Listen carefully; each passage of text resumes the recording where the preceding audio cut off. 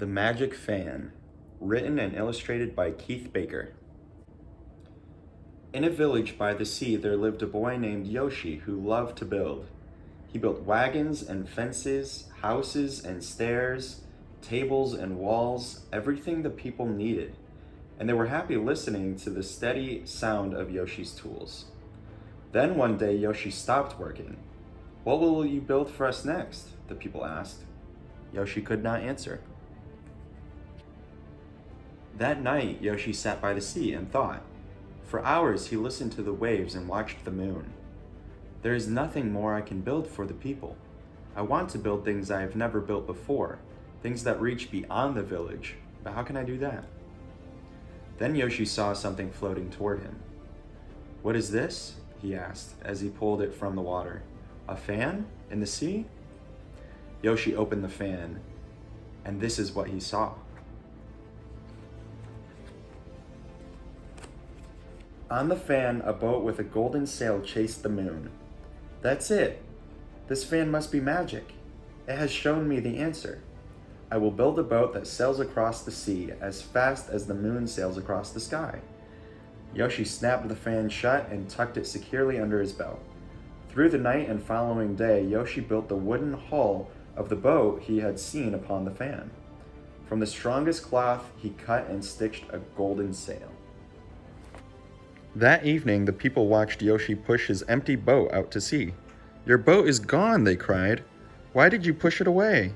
"To catch the moon," said Yoshi. "My boat will sail across the sea tonight." The people did not understand, for how could a boat ever catch the moon? They returned home to sleep, and all alone, Yoshi watched his boat and the moon slip over the horizon together. Then Yoshi looked up at the clouds drifting in to fill the empty sky. "These clouds must see over the whole world. What could I build to reach so high?" Yoshi opened the fan, and an answer appeared.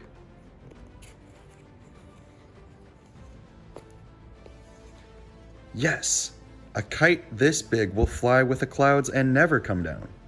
With long bamboo poles and great sheets of paper, Yoshi built the kite he had seen upon the fan.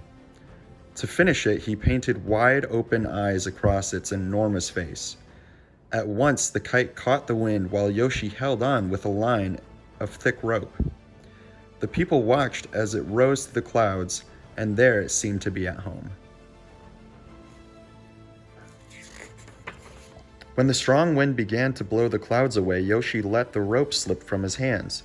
"Your kite is gone," the people cried. "Why did you let it go?" "To look over the world," said Yoshi. "My kite is free, like the clouds. Nothing will stop it now." The people shook their heads, for how could a kite look over the world? They returned home to work, leaving Yoshi all alone. As the wind carried his kite and the clouds away, a rainbow stretched across the sky. Yoshi stood and stared. What could I build to stretch across the sky like a rainbow? Yoshi opened the fan, and an answer appeared. "A bridge. It will arch from end to end over the village." For days and days, Yoshi worked without stopping. With each cut of the saw and beat of the hammer, Yoshi's bridge grew more like a rainbow. But when Yoshi finally finished and looked down on the village, he saw the shadow of the bridge pass slowly over every house and street. Far below, the people talked amongst themselves. "Yoshi's bridge blocks the sun," they said in anger. "First the boat, then the kite, and now the bridge. We do not need these things. Why has Yoshi built them?" "The people are right to be angry," thought Yoshi. "My bridge darkens the village. Why did the fan show this to me?" With tears in his eyes, Yoshi began to cut down his bridge. As he pushed and pulled his saw through the wood, he felt the bridge tremble. Yoshi stopped. Still the bridge trembled. Then it shook with a force that seemed to come from the bottom of the sea. "What shakes the bridge so?" he asked in fear. Quickly, he opened the fan. Let's see what happens when he opens the fan.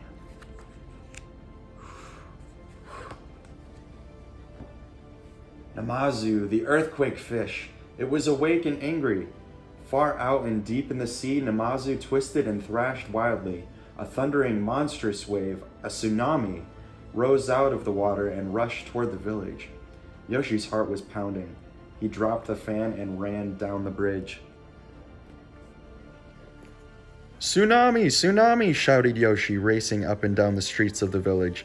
"I have seen Namazu! A tsunami will soon be here! Follow me!"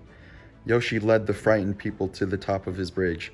There they gripped the railing and held tightly to one another. The tsunami crashed through the village, splintering bamboo fences, crumbling tile stairways, and toppling stone walls. Soon every house was covered by churning waves and spray. Then, as quickly as it came, the tsunami rolled away.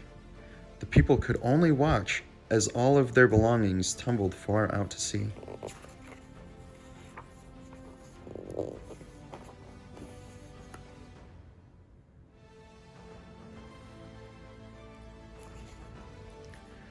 At last, the sea was calm again. "Our village is gone," the people said.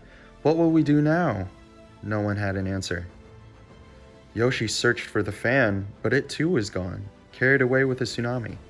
"Without the magic fan, how will I know what to do?" he asked himself, looking down into the water below.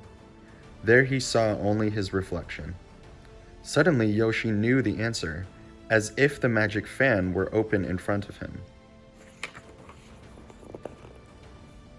"We can build! Wagons and fences, houses and stairs, tables and walls, everything we need. Together we will rebuild our village. It will be new and beautiful. Just like your bridge," the people said, "it has saved us all.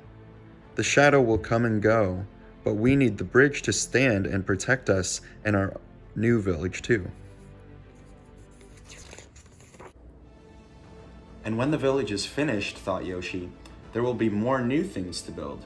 Things that reach beyond the village, like bells to talk with thunder, nets to catch the falling stars, and towers to watch the secrets in the sea. Yoshi could see everything clearly without the fan. The magic he had discovered was his own.